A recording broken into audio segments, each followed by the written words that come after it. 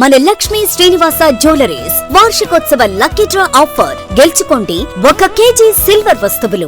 అందరూ ఎదురు చూసేది ఏది అంటే 12 రాసుల వారు వాళ్ళ యొక్క ఫలాలు ఎట్టున్నాయి, రాశి ఫలాలు. మున్ముందుగా మేషరాశి.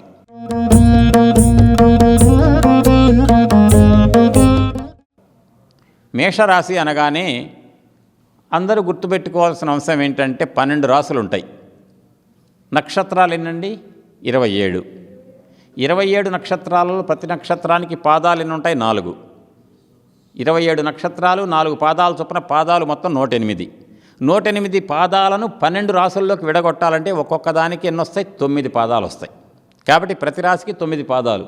మొదటగా వచ్చే మేషరాశి అశ్వని నక్షత్రంలో ఉన్న 1, 2, 3, 4 అనే 4 పాదాలు, భరణి నక్షత్రంలో ఉన్న 1, 2, 3, 4 4 పాదాలు, కృత్తికా నక్షత్రానికి సంబంధించిన మొదటి పాదం కలిస్తే ఈ 9 పాదాలు మేషరాశి. వీరికి ఆదాయం 2, ఖర్చు 14, రాజపూజ్యం 5, అవమానం 7.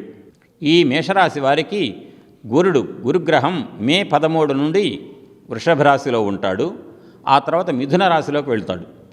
18 అక్టోబర్ నుంచి కర్కాటక రాశిలోకి ప్రవేశించినటువంటి గురుడు మళ్ళీ డిసెంబర్ 5న వెనక్కి వస్తాడు తృతీయ స్థానంలోకి, మిథున రాశిలోకి. ఇది గురుగ్రహ సంచారం మేషరాశి వారికి.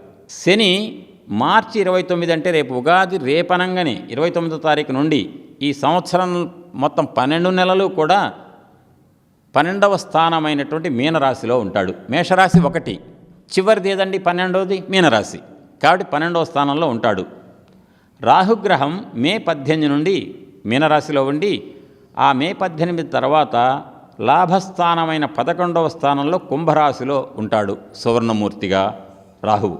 కేతువు మే 18 నుండి కన్యారాశిలో ఉండి ఆ తదుపరి పంచమ స్థానమైన సింహరాశిలోకి వస్తాడు కేతువు. ఈ రాశి వారికి ప్రారంభం నుండి కూడా మేషరాశి వారికి ఫలితాలు శుభ అశుభ మిశ్రమ ఫలితాలే వస్తాయి. నిర్దిష్టంగా మంచి జరుగుతుందా అని చెప్పలేము, చెడు జరుగుతుందని అంతకంటే చెప్పలేము. ఆ విధంగా మిశ్రమ ఫలితాలు ఉంటాయి. ప్రతి పనికి కూడా ఆటంకాలు ఏర్పడతాయి. కుటుంబ సభ్యులతోటి మాట పట్టింపులు వస్తాయి మేషరాశి వారికి.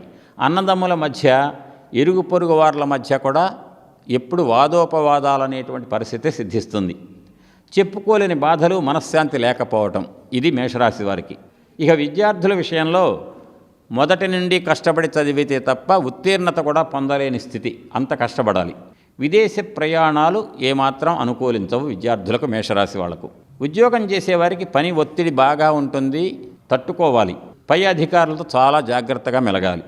వ్యవసాయదారులకు మొదటి పంట మాత్రమే లాభిస్తుంది, రెండవ పంట విషయంలో అంతగా ఫలితం ఉండదు. ఇక ఈ మేషరాశి స్త్రీలకు వివాహాది శుభకార్యాలు జరుగుతాయి, కానీ ఆరోగ్య విషయంలో చాలా జాగ్రత్తగా ఉండాలి. ఉద్యోగంలో ఉన్నవారు మాత్రం పై అధికారుల దగ్గర చాలా జాగ్రత్తగా ఉండాలి ప్రవర్తించడంలో, మాట్లాడే విషయంలో. మేషరాశులు చెప్పాను, అశ్వని, భరణి, కృత్తికలో 1వ పాదం కూడా ఉంది. విడిగా చూస్తే అశ్వని నక్షత్రం వాళ్లకు ప్రత్యేకంగా June, July, August, October, November, December ఇన్ని నెలలు చాలా బాగుంటాయి. 2026 ఫిబ్రవరి, మార్చి నెలలు కూడా చాలా బాగుంటాయి మేషరాశిలో ఉన్నటువంటి అశ్వని నక్షత్రం వారికి.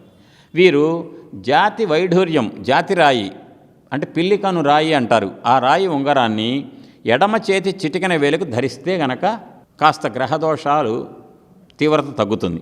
భరణి నక్షత్రం వాళ్లకు ఏప్రిల్, జూలై, ఆగస్ట్, నవంబర్, డిసెంబర్తో పాటు 2026 సంవత్సరంలో ఫిబ్రవరి, మార్చి నెలలు కూడా చాలా బాగుంటాయి.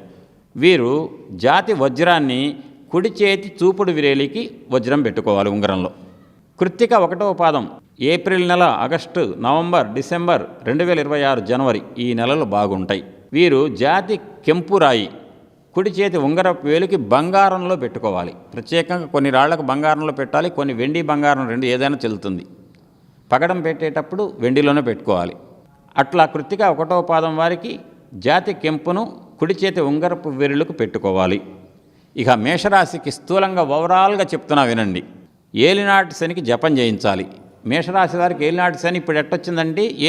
ఏలినాటి శని అంటే శని 7.5 సంవత్సరాలు, ముందు 2.5 సంవత్సరాలు వాళ్ళ రాశి కంటే ముందు గడిలో, మధ్య 2.5 వాళ్ళ గడిలో, తర్వాత గడిలో, తర్వాత రాశిలో 2.5 సంవత్సరాలు, అట్ట 3 భాగాలుగా 3 2.5.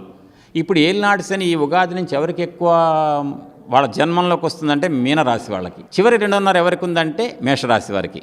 కాబట్టి శనికి ఏలినాటి శనికి జపం చేసుకోవాలి, తైలాభిషేకం చేయించాలి, దానాలు ఇవ్వాలి. అదే రకంగా వీరు వెంకటేశ్వర స్వామి వారిని పూజించడం, కాలభైరవాష్టకం, లింగాష్టకాలు చదవటం అనేది చెప్పదగినటువంటి సూచన వీరికి.